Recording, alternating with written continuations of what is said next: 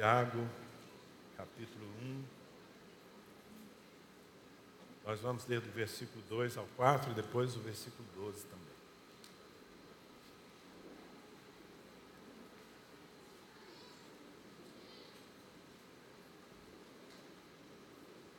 Carta de Tiago, capítulo 1, do versículo 2 ao 4. Ele diz assim: Meus irmãos, tende por motivo de toda alegria o passardes por várias provações, sabendo que a provação da vossa fé, uma vez confirmada, produz perseverança. Ora, a perseverança deve ter ação completa, para que sejais perfeitos e íntegros, em nada deficientes. Versículo 12 também, um pouquinho adiante.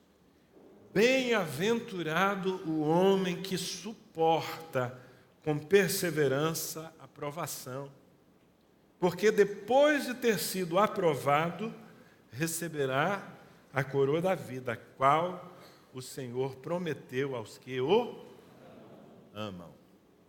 Confere? Ok? Deixa a sua Bíblia aberta aí, eu quero comentar um pouco sobre isso.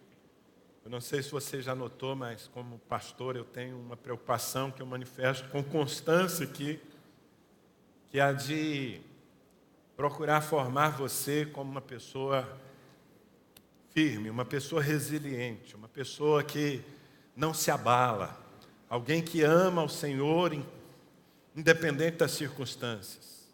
Há uma angústia no meu coração de perceber que tanta gente que transita nos ambientes da fé, na verdade não tem raízes profundas e quando sopram os ventos, quando batem as águas, a sua casa está sobre a areia e essas pessoas não resistem, muitos abandonam ao Senhor. Ainda semana passada eu ministrava aqui sobre isso, a loucura da apostasia. Quem estava domingo passado aqui, você recebeu uma palavra. Eu quero, de certa forma, continuar tocando esse mesmo tema com o objetivo de formar você como um vencedor. Eu olho para a Bíblia, eu não consigo ver a Bíblia como assim, um mapa, um guia turístico. Sabe aqueles guias?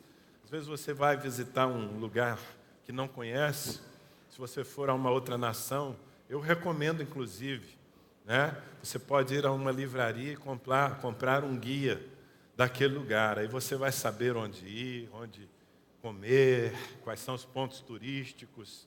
Eu já fiz isso algumas vezes. É bom. Mas a Bíblia não é um guia turístico.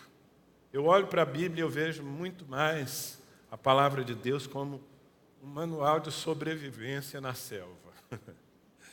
A Bíblia está cheia de ensinos e princípios, coisas que nos ajudam a permanecer vivos, nos ajudam a seguir crendo e confiando no Senhor e crescendo num mundo hostil, num cenário que nem sempre nos é favorável, que muitas vezes nos agride, nos confronta, nos faz sofrer. E ainda assim nós precisamos prevalecer, porque quem perseverar até o fim será salvo. Quem desistir no meio do caminho fica perdido. Então eu tenho essa preocupação. E essa passagem, eu gosto muito da carta de Tiago, porque Tiago, ele não dava volta na montanha, sabe? Ele ia direto ao assunto. Tiago tem uma objetividade quando ele vai falar de alguma coisa, ele vai direto ao ponto, sem rodeios, e eu sou meio assim, então eu gosto disso. Eu gosto disso. E aqui nesse texto, nesses versículos, Tiago fala sobre qual deve ser a nossa atitude em relação às provações. E ele até propõe uma coisa que parece bastante estranha, não é? Que é termos alegria. Ele começa dizendo: tende por motivo de alegria o passardes por várias provações. Como assim? Ter prazer no sofrimento? Isso não é masoquismo? Masoquismo é que é prazer no sofrimento. É isso que a palavra de Deus está nos ensinando. E eu já adianto que não é ter prazer no sofrimento em si. Não é ter prazer em sofrer pelo sofrer. Mas o que Tiago aqui está nos ensinando, a palavra de Deus está nos ensinando, é que nós precisamos enxergar os problemas da nossa vida como uma oportunidade. Que se nós reagirmos bem, nós vamos colher frutos do sofrimento. Então, não é exatamente nos alegrar no sofrimento, mas é nos alegrar pelo que o sofrimento pode produzir em nossa vida, se nós reagirmos bem. E eu quero conversar com você mais uma vez sobre isso. Porque, sinceramente, meus irmãos, eu não espero, me desculpem aqui se eu frustro alguns de vocês, eu não espero um mundo melhor até que Jesus venha. O que eu consigo enxergar da minha Bíblia é que as trevas crescerão, que aquele que é sujo vai se sujar ainda mais, e claro, aquele que é limpo vai se limpar ainda mais, e que esse contraste entre a luz e as trevas no mundo vai se tornar cada vez mais evidente e cada vez mais agressivo. Realmente eu não espero, a partir da visão profética que eu tenho estudando a minha Bíblia, que os dias finais, e nós estamos nos dias finais, derradeiros, que serão fáceis, especialmente para os que militam a batalha da fé.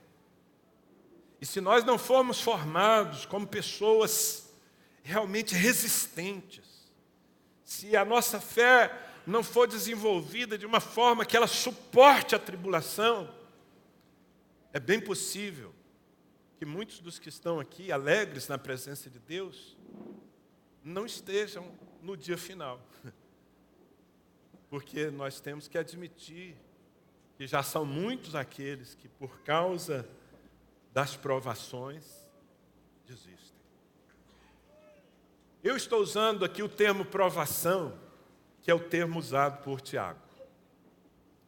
Tiago está falando dos problemas da nossa vida e ele está usando a palavra provação porque ele está olhando do ponto de vista de Deus.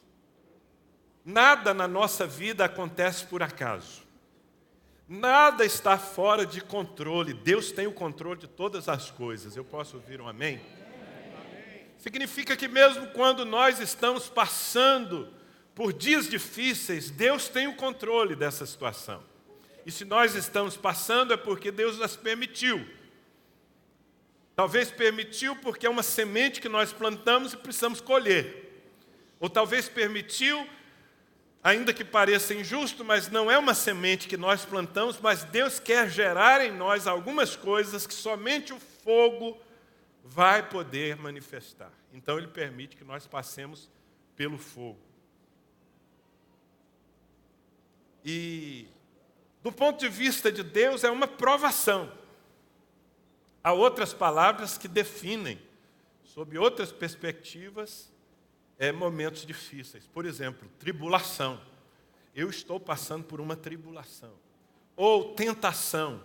A tentação já é o ângulo visto a partir do que Satanás quer. Quando Satanás tenta você, ele está manifestando um objetivo, derrubar você. Ele quer apenas derrubar você.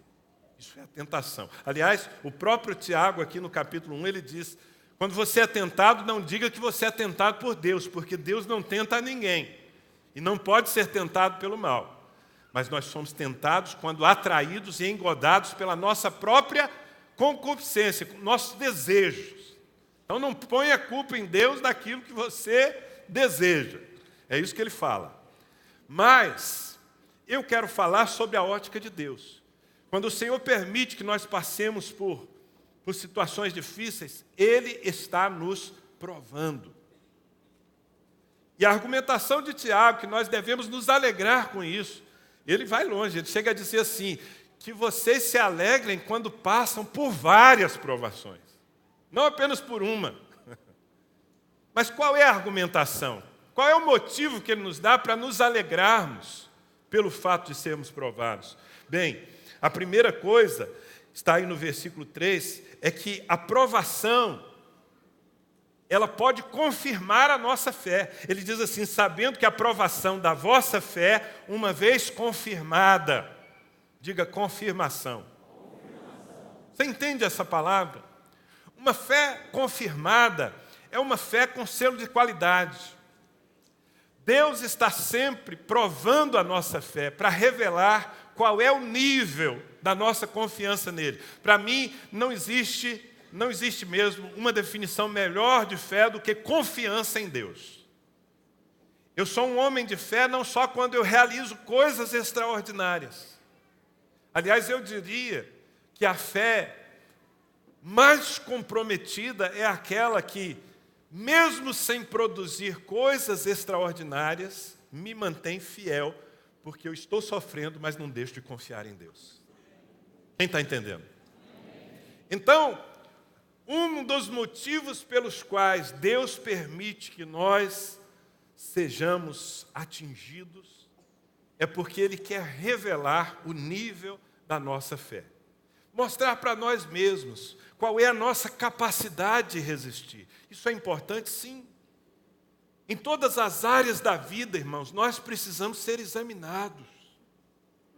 Se você tem cuidado com a sua saúde, de vez em quando você precisa, por exemplo, fazer uma série de exames, fazer um check-up médico, não é? Fazer exames. Porque os exames podem revelar algumas debilidades, alguns problemas que ainda estão a tempo de ser tratados. Aliás, deixa eu fazer aqui o meu momento de civismo, né? Os homens, por exemplo. Devia ter feito no mês passado, que foi o mês azul, né? Os homens precisam fazer um exame complicado, chamado exame de próstata. Passou dos 45, 50 anos, tem que fazer. Ninguém gosta. Aliás, se gostar, está errado. Se gostar, precisa passar pelo Ministério de Libertação. Confesso que, primeira vez, fiz meu exame de próstata, eu fiquei o dia deprimido, irmãos. Não conseguia entender por que havia aquele vazio enorme no meu coração. Mas é necessário, porque somente um exame de próstata pode determinar, ou pode demonstrar algo que a gente não vai ver sem passar pela prova. E aí pode ser possível um tratamento antes que aquilo se torne um câncer que acabe com a sua vida. Então é uma prova.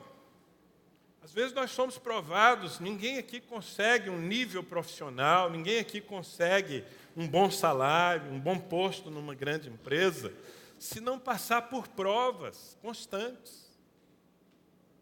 E na nossa vida espiritual, as provas são também fundamentais. Jesus está sempre medindo o nível da nossa fé. Não que Ele precise medir, porque Ele é onisciente, Ele é presciente. Então, Ele basta olhar para você, Ele já sabe em que nível está o indicador da sua fé. Mas Ele precisa mostrar para você. Então, por exemplo, quando você lê os evangelhos, você vai ver algumas vezes Jesus aferindo a fé de certas pessoas, principalmente dos seus discípulos. Por exemplo, aquela vez que ele estava dormindo no meio do mar da Galileia, veio uma tempestade, Jesus continuou dormindo, e os discípulos, apavorados, foram lá, acordaram Jesus num sulavanco: Senhor, acorda, o Senhor não está percebendo, nós estamos morrendo. Desesperados, Jesus levantou, mandou que o mar se acalmasse, fez bonança. Jesus olhou para eles e disse: homens de pequena fé. Aferiu. Naquele momento, Jesus estava dizendo: vocês têm que crescer, gente. Não precisava me acordar. Vocês deveriam ter agido como eu agi em fé. Vocês ainda têm uma pequena fé. Aliás, outras situações também aconteceram. Um dia Jesus desceu de um monte onde ele foi transfigurado. Ele estava lá naquele monte com 3 dos discípulos. Quando ele chegou lá embaixo, tinha o restante da turma, os outros 9, estavam ali numa briga com um demônio, um garoto endemoniado. Eles não conseguiam expulsar o demônio do garoto. Quem se lembra do que Jesus falou? Jesus olhou para os 9, suadinhos ali, Jesus disse, até quando vos sofrerei? Que eu traduzo assim, gente, vocês são um sofrimento para mim. Jesus disse assim, até quando vos sofrerei, homens de pequena fé? Ou seja, mostrou qual era o nível. Por quê? Porque uma prova, uma situação revelou. Em outras ocasiões, Jesus autenticou, Jesus colocou um selo de qualidade. Você se lembra daquela mulher cirofenícia? Uma mulher que nem tinha uma história, não tinha a fé judaica, não tinha um conhecimento da palavra, mas ela tinha um problema e ela tinha fé. Qual era o problema daquela mulher? A sua filha estava em sua casa, miseravelmente endemoniada, diz a Bíblia. E aquela mulher então veio ao encontro de Jesus e pedia que ele libertasse a sua filha. A Bíblia diz então que Jesus não lhe respondia palavra. Jesus fez silêncio, não deu resposta, não deu a mínima para aquela mulher. O que estava acontecendo? Ela estava sendo provada. Ela continuou clamando, os discípulos vêm e dizem, Jesus, faz alguma coisa por essa mulher, porque ela está perturbando. Resolve logo o problema dela. A resposta de Jesus foi, eu não vim senão para as ovelhas perdidas da casa de Israel. Em outras palavras, eu tenho outras prioridades. A mulher não desistiu. Aí Jesus, numa terceira atitude, ele diz assim, não é bom tirar o pão dos filhos e dá-lo aos cachorrinhos. Então aquela mulher, além de aparentemente estar sendo desprezada, ela estava sendo colocada assim numa categoria. Mas qual é a atitude dela? Ela se revolta, ela vai embora, ela desiste? Não, a Bíblia diz que ela se prostrando o adorou, dizendo, Senhor, socorre-me. Aí Jesus abriu a sua boca e disse, ó mulher, grande é a tua fé. Vai, porque será feito conforme tu queres. E desde aquele momento a sua filha foi liberta. O que aconteceu? Todo aquele processo que às vezes nós não entendemos. Mas como Jesus pode ser tão frio em relação a ela? A sua necessidade, ao seu desespero. Não, não era frio. Jesus estava provando o nível da sua fé. E ela foi aprovada. E uma vez aprovada, Jesus confirmou a sua fé. Grande é a tua fé. Isso aconteceu também com o centurião romano, que pediu que Jesus curasse alguém que estava morrendo na sua casa. Jesus disse, eu vou lá. Ele falou, nem precisa, Senhor. Eu sei que se tu mandares uma palavra, o meu servo será curado. E Jesus diz, nem em Israel, ele estava falando de um centurião romano, nem em Israel eu encontrei uma fé semelhante a desse homem. Então percebe que o Senhor está sempre medindo o nível da nossa fé? E é por isso que Tiago diz, você deve se alegrar quando você está passando por uma prova. Porque a prova é a oportunidade de você ser aprovado. E como você ama a Deus, porque veja bem, queridos, a conversa de Tiago aqui não é uma conversa com os incrédulos. É uma conversa, como nós lemos no versículo 12, o último, é uma conversa com aqueles que amam a Deus. Tem alguém que ama a Deus aqui? Ok, eu já sabia. Então, você que ama a Deus, eu tenho certeza que você quer agradá-lo. Certo ou errado? Amém. Eu, pelo menos, me esforço para agradar, para fazer a vontade das pessoas que eu amo. Eu me esforço para fazer as vontades da minha esposa. Nem sempre eu consigo. Às vezes eu a decepciono. Mas eu dou o meu melhor porque eu a amo. O mesmo eu faço com os meus filhos. E acima de tudo é o que eu faço com Deus. Eu quero ser aprovado porque a minha aprovação demonstra a minha fidelidade a Ele. E quando nós começamos a ver as circunstâncias difíceis da nossa vida como uma oportunidade de termos a confirmação da nossa fé, então, aí nós começamos a ter um motivo de alegria. Espera lá, vai valer a pena eu suportar.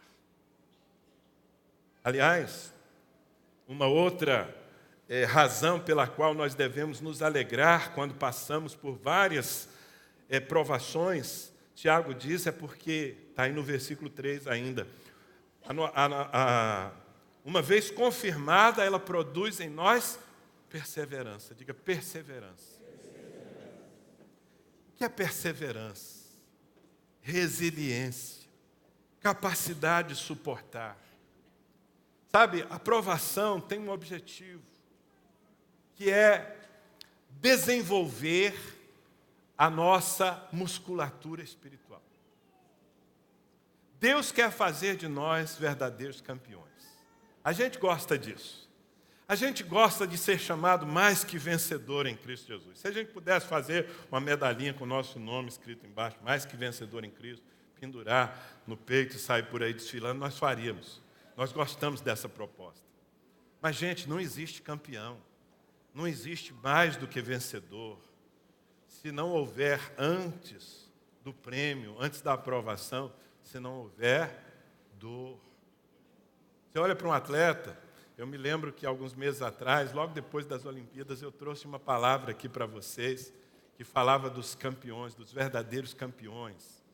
Eu usava, não é, aquela imagem que o apóstolo Paulo usa com muita destreza, nos comparando a atletas. Nós temos uma carreira a cumprir, e nós precisamos chegar na linha final como vencedores, mas para isso nós precisamos vencer as situações que aparecem no meio do caminho. Então, se nós somos movidos por essa paixão ao Senhor e nós queremos, de fato, honrar a Deus com a nossa vida, temos um motivo pelo qual nós olhamos para uma provação e dizemos: eu vou enfrentar isso, porque isso vai me tornar mais forte. Não é verdade, Joana? Você cresceu na tribulação? Seu amor por Deus aumentou?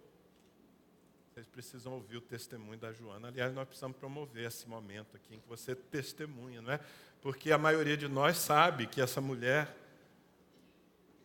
no ano passado, estava morrendo de câncer. E agora está ali, cheia de saúde, cheia de alegria, cheia de vontade de servir a Deus.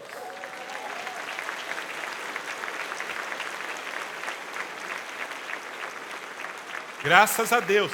É bonito contar, mas não é fácil passar por isso. Foram muitas dores. Dores físicas, dores emocionais. Mas isso gerou uma estrutura. Isso gerou coisas que a vida fácil não geraria na vida dela. Então, quando Tiago diz: irmãos, vamos ter por motivo de alegria o passarmos por várias provações. Por quê? Porque a nossa fé, uma vez confirmada, produz em nós a perseverança, a musculatura, a capacidade de continuar crendo. E nós só vamos desenvolver isso, às vezes, sendo desafiados ao nosso limite. Essa semana passada, teve um dia que nós tivemos uma tempestade aqui em Ribeirão Preto, né? Foi uma chuva muito forte, no início da noite. E eu estava aqui trabalhando, e aí já estava indo para casa, a minha filha ligou, estava sozinha em casa: pai, olha, alagou tudo aqui dentro de casa, nós estamos sem energia, a rua está alagada, não venha para cá agora, porque você não vai ter nem como entrar no prédio. E se entrar, você vai ter que subir os 11 andares a pé. Eu falei: não vou agora não. Enrolei um pouquinho mais por aqui e tal, aí liguei para ela, falei: continua na mesma, estou aqui na escuridão e tal. Eu falei: bom, eu vou dar uma volta, vou enrolar um pouco pela cidade. Aí, daqui a pouco ela me liga: pai, olha, o porteiro disse que a energia, isso era umas 8 da noite, só vai voltar lá pelas 11, se voltar. Falei: vou encarar. Aí resolvi, então, encarar os 12 andares, né? Porque são 11 mais o da garagem, então 12 andares. Irmãos,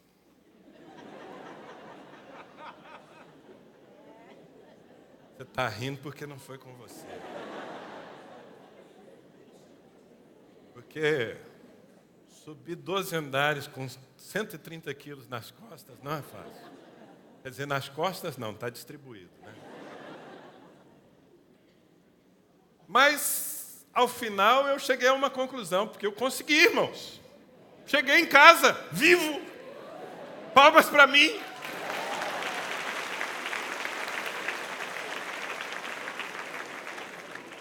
Aliás, não sei porquê, eu cheguei em casa daquele jeito, bufando, né? Cheguei em casa, abri a porta, pisei dentro do meu apartamento, a energia voltou.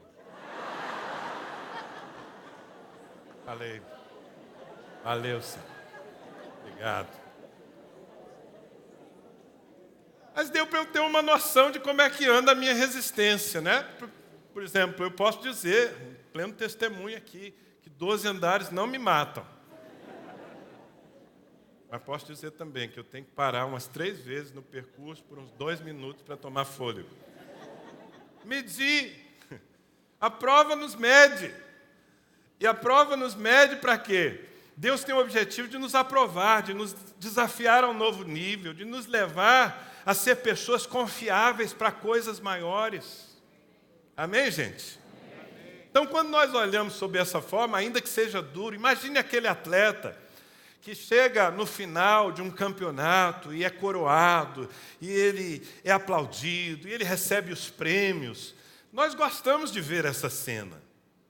Mas quantas dores ele teve que sofrer para chegar lá?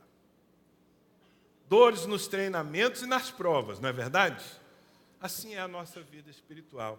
Então, as provas, elas têm esse poder de desenvolver a nossa musculatura espiritual e nos tornar pessoas mais capazes de suportar. E aí nós nos tornamos também mais confiáveis. Confiáveis para Deus. Ele pode nos conferir coisas maiores, porque nós não deixamos o arado no meio do campo porque o sol estava quente demais. Não, nós continuamos servindo. Então Deus diz, foi fiel sobre o pouco. Eu posso colocar mais responsabilidade, claro, para cada responsabilidade que recebemos de Deus, nós recebemos também uma glória, um prêmio. Mas nós também nos tornamos mais confiáveis para os homens. Porque as nossas aprovações nos recomendam.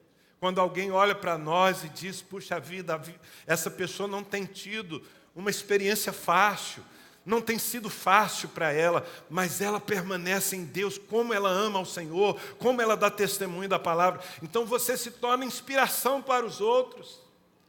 Era por isso que os apóstolos, especialmente Paulo, que a gente acompanha mais nas páginas da Bíblia, ele fazia questão de mandar cartas das suas prisões, das suas algemas, e ele dizia, olha, que as minhas algemas sirvam de estímulo para vocês, e realmente serviam. Porque a fidelidade de um homem no meio da prova produz também confiança para os que estão à sua volta. Outro motivo pelo qual Tiago diz que nós devemos nos alegrar com as muitas provações é que a provação pode nos tornar pessoas mais íntegras para Deus. É o que está escrito no versículo 4. A perseverança deve ter ação completa, para que sejais perfeitos e íntegros, em nada deficientes. Quem aqui quer ser perfeito para Deus? Quem quer ser perfeito para Deus? Íntegro. Você sabe o que é integridade? Uma pessoa que não é dividida, uma pessoa que é inteira, que é rendida completamente ao altar. Esse é o conceito de integridade. Deus quer que nós sejamos crentes íntegros, não parciais, não que tenhamos uma ou outra área submissa ao Senhor, mas que toda a nossa vida esteja rendida no altar, é o que Ele espera de nós.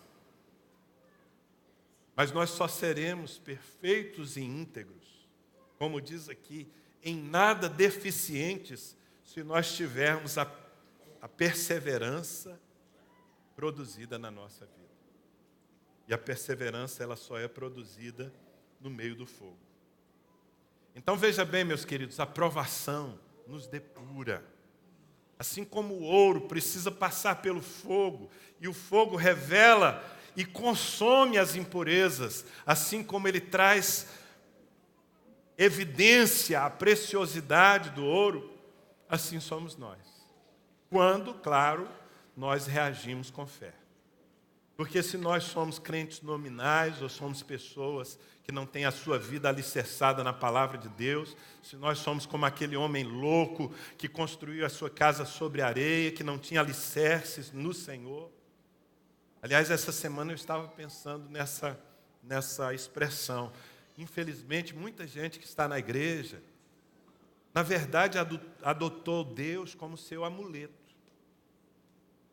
Simplesmente espera que Deus funcione na hora das dificuldades. E quando Deus, entre aspas, não funciona, ou seja, quando Deus não faz o que nós queremos, muitas dessas pessoas simplesmente abandonam o Senhor. Porque um amuleto você abandona quando ele não faz o bem que você espera. Deus na minha vida não é amuleto. Deus na minha vida é alicerce, é fundamento. Alicerce você não pode jogar fora. Se você jogar fora o alicerce, você destrói a casa. Então, infelizmente, nós temos uma geração sem alicerce na presença de Deus, que apenas quer usar Deus para o seu bem-estar. Mas nós aprendemos da palavra, irmãos, eu chamo a atenção para um fato.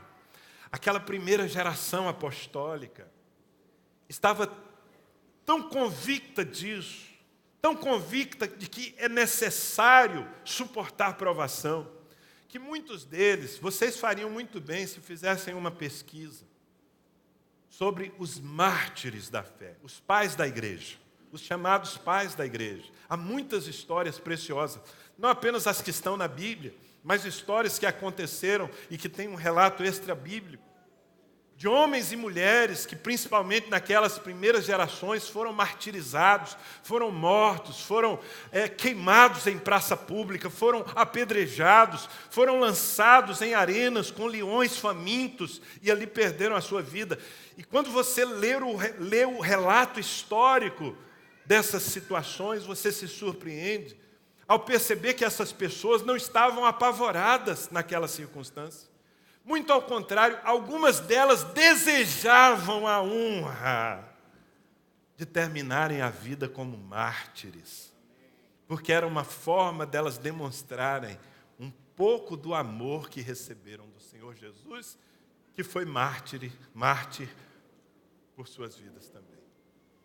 Então, a nossa mentalidade está errada. Essa mentalidade do bem-estar, essa mentalidade que quer Deus apenas para fazer a nossa vontade, ainda que nós possamos e devamos manifestar diante do Senhor os nossos sonhos, eu não estou dizendo que você deva buscar o sofrimento, muito ao contrário, o Senhor Jesus nos ensinou a orar, e Ele disse, quando vocês forem orar, digam, Pai, seja feita a Tua vontade, na terra como no céu, livra-nos do mal.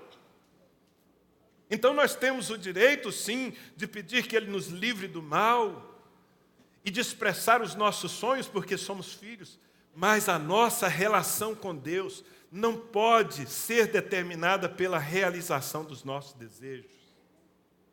Nós precisamos ser formados nessa estrutura espiritual da nossa vida, ao ponto de nós dizermos, bom, se eu estou sendo provado, eu tenho uma oportunidade de glorificar o meu Deus no meio da prova.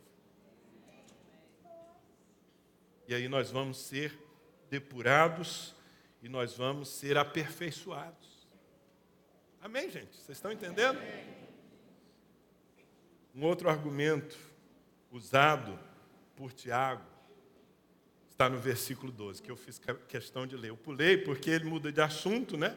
Ele começa falando de provação, depois ele fala de outras coisas, e no versículo 12 ele volta a falar de provação. No 12 ele diz assim, bem-aventurado o homem que suporta com perseverança a provação, porque depois de ter sido aprovado, receberá a coroa da vida, a qual o Senhor prometeu aos que o amam. Então aqui está a evidência de que Tiago está falando aos que amam ao Senhor. Se é você, diga presente.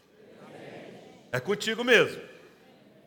Então, aos que amam ao Senhor, Tiago está dizendo, irmãos, nós somos bem-aventurados quando nós suportamos as provações. E quando nós somos aprovados, Deus não quer nunca nos destruir. Ele sempre quer nos aprovar. Essa é a intenção de Deus. A intenção de Satanás, sim, é nos destruir. Mas a intenção de Deus é nos aprovar. E aí, ele usa de uma argumentação que precisa ser muito enfatizada nessa geração da igreja. Que é a seguinte, quando nós somos aprovados, a nossa vitória, a nossa perseverança tem repercussões eternas. Por quê? Porque depois de ter sido aprovado, você receberá a coroa da vida, a qual o Senhor prometeu aos que o amam. Quando Tiago fala da coroa da vida, ele está falando de um bem que é eterno. É uma expressão que fala do nosso galardão na eternidade. E era justamente essa consciência que fazia com que os apóstolos, e não apenas os apóstolos, mas os crentes da igreja primitiva, até desejassem o martírio. Porque a mentalidade deles não era essa mentalidade de micro-ondas que nós temos hoje. Nós somos crentes de micro-ondas que querem uma relação com Deus que dá o resultado em 30 segundos. Somos imediatistas, queremos receber o bem agora, sempre, o melhor. Mas os resilientes, os aprovados, os campeões, os que receberão maiores galardões, são aqueles que pensam o seguinte: o que eu vivo agora é apenas a oportunidade que eu tenho para gerar créditos eternos. Então, quando você é aprovado numa tribulação, isso não te dá apenas um selo de qualidade aqui e agora, mas isso eu vou transmitir dessa forma para que todos possam entender, isso é creditado na tua conta eterna. Amém. E, gente, a eternidade, nós precisamos nos conectar à eternidade. Porque se nós não nos conectarmos à eternidade, nós vamos ser crentes muito miseráveis. Nós precisamos nos conectar na eternidade. Você sabe o que é eternidade? É ausência de tempo, ou tempo sem fim, se você quiser. Há uma ilustração que, ainda que seja pobre, mas ela nos faz pelo menos pensar. Dizem que chegou alguém, um sábio, perguntou: como é que você definiria a eternidade? Qual é a extensão da eternidade? E aí esse homem disse assim: olha, imagine que um passarinho de 1000 em 1000 anos pudesse amolar o seu bico no Monte Everest, que é a maior montanha rochosa do mundo. Então, se esse passarinho de 1000 em 1000 anos vai lá no monte, imagine que houvesse um passarinho que vivesse tanto, né? Ele vai lá e amola o seu bico no Monte Everest. No dia em que ele tiver desgastado todo o Monte Everest, terá passado 1 segundo na eternidade. Ainda é pobre, porque aí nós estamos limitando a eternidade. Gente, Deus veio trazer para nós em Jesus Cristo a vida eterna. Amém. E a vida eterna tem 2 conceitos. O primeiro conceito é o da salvação. A salvação nós não recebemos por mérito. A salvação é igual para todos nós. A única coisa que nós precisamos para ter a salvação e a vida eterna é crermos no Senhor Jesus. Crer no Senhor Jesus e será salvo tu e tua casa. Então, pela graça somos salvos mediante a fé. Isso não vem de nós, é dom de Deus, não vem de obras, para que ninguém se glorie. Em relação à salvação, todos os que creem estão no mesmo patamar. Mas há um outro ensino e uma outra realidade, que a Bíblia chama de galardão. Cedo venho, disse Jesus, cedo venho, e comigo está o galardão, a recompensa que darei a cada um segundo as suas obras. Então, o galardão vai nos distinguir. A eternidade não será a mesma eternidade para todos. Porque aqueles que suportaram mais tribulações, aqueles que foram mais aprovados, aqueles que passaram por uma vida mais difícil aqui pelo Senhor, aqueles que produziram mais frutos, então esses serão tratados eternamente a partir dos créditos que acumularam nessa vida passageira. Quem está me entendendo? Então, meu querido, quando a gente muda a lógica para essa lógica da eternidade, aí a gente acaba tendo uma outra visão. É por isso que o apóstolo Paulo, ele escreveu 2 Coríntios capítulo 4, versículos 16 a 18. Olha qual era a mentalidade da primeira geração, da segunda geração, e que é, inclusive, hoje a mentalidade de muitos dos nossos irmãos principalmente no mundo oriental, onde ser crente não é tão fácil como aqui, onde as pessoas respondem, inclusive, com a sua vida pela sua fé. O que sustenta essas pessoas? Se ser um cristão, ser um seguidor, um discípulo de Jesus Cristo expõe a minha vida, a minha família, eu posso perder os meus filhos, eu posso perder o meu pescoço. O que me sustenta? Olha o que Paulo dizia, 2 Coríntios 4, versículos 16 a 18. Não desanimamos. Começou bem, né? Não desanimamos, pelo contrário. Mesmo que o nosso homem exterior se corrompa, contudo, o nosso homem interior se renova de dia em dia. Agora preste atenção. Porque a nossa leve e momentânea tribulação produz para nós eterno peso de glória, acima de toda comparação, não atentando nós nas coisas que se veem, mas nas que se não veem, porque as que se veem são temporais, e as que se não veem são eternas. Amém. Deu para perceber?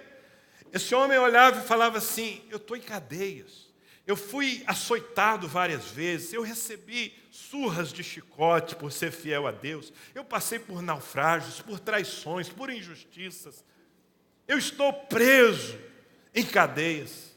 Mas ele diz assim, mas isso é uma leve e momentânea tribulação, que não é de se comparar ao eterno peso de glória que me está reservado. Ou seja, é alguém que vive na terra, que eventualmente sofre na terra, mas que sabe que vai ter recompensa por isso no céu. Amém. Recompensa pelo sofrimento? Não. Ninguém é recompensado pelo sofrimento. Porque senão, o que nós teríamos que fazer? Vamos sofrer. Isso é uma distorção do ensino bíblico. Nós somos premiados pela perseverança no sofrimento.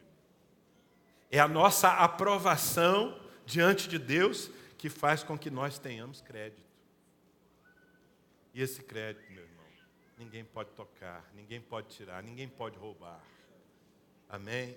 Amém. Portanto, a próxima vez, ou se agora mesmo você está passando por uma tempestade na sua vida, sofrendo injustiça, sofrendo perdas, sofrendo até necessidades, veja nisso uma oportunidade de glorificar a Deus e de estabelecer crédito. Permaneça fiel, porque Deus é o justo juiz. E Ele não está premiando, Ele não está avaliando a sua vida apenas pensando no aqui e agora. Deus olha para você e te vê na perspectiva da eternidade. Tomara que você seja um daqueles que, ao entrar pelos portais eternos um dia, tenha mais do que a salvação, que você tenha o prêmio pela sua fidelidade no meio desse mundo tão difícil e tão hostil. Amém? Amém? Você recebe essa palavra? Amém. Se você de fato construir essas coisas dentro de você, inclusive agora, eu muitas vezes oro e digo, Senhor, a minha vida tem sido poupada de tragédias, ainda que nós temos todos nós as nossas dores. Eu me lembro, contei hoje pela manhã aqui, de uma situação que foi muito difícil para a nossa família, quando meu sogro, pai da Mônica, faleceu. Ele tinha 44 anos, e era uma pessoa muito importante para nós, e nós não estávamos aparentemente preparados para aquela perda. Foi algo que aconteceu assim rapidamente. Eu me lembro daquele momento, nós éramos novos, éramos recém-casados, acho que tínhamos 2 anos de casados. Foi muito difícil aquele momento. Como há tantos momentos difíceis na sua vida. Eu me lembro de algumas expressões. Eu me lembro, por exemplo, da minha sogra, que é uma serva de Deus, que me inspira muito, sempre foi. E no ápice daquela dor de perder o marido ainda jovem, eu me lembro de uma expressão dela. Ali no culto que nós estávamos fazendo em ação de graças, né? E ela disse assim, se eu suportar esse tempo, se eu vencer essa situação, eu estou pronta para vencer qualquer outra situação na minha vida. E ela venceu. E ela permaneceu apaixonada pelo Senhor. E ela viu a fidelidade de Deus e ela continua servindo a Deus com alegria. Então, aquela prova trouxe crescimento. Eu descobri naquele momento que a melhor adoração que eu posso dar a Deus é a adoração do meio da tribulação, porque é uma adoração pura, porque eu não estou me rendendo ao Senhor pelo que Ele está fazendo na minha vida, mas por quem Ele é. E ainda assim eu sou capaz de dizer, bom é o Senhor, eu amo de todo o meu coração, a Ele toda a glória, obrigado Senhor. Portanto, meu querido, aconteça o que acontecer na sua vida, saiba que Deus é digno da sua confiança. Fé é confiança. Olhe para isso como uma prova e decida em seu coração, eu vou ser aprovado, custe o que custar, porque isso terá uma recompensa eterna. Vamos ficar em pé.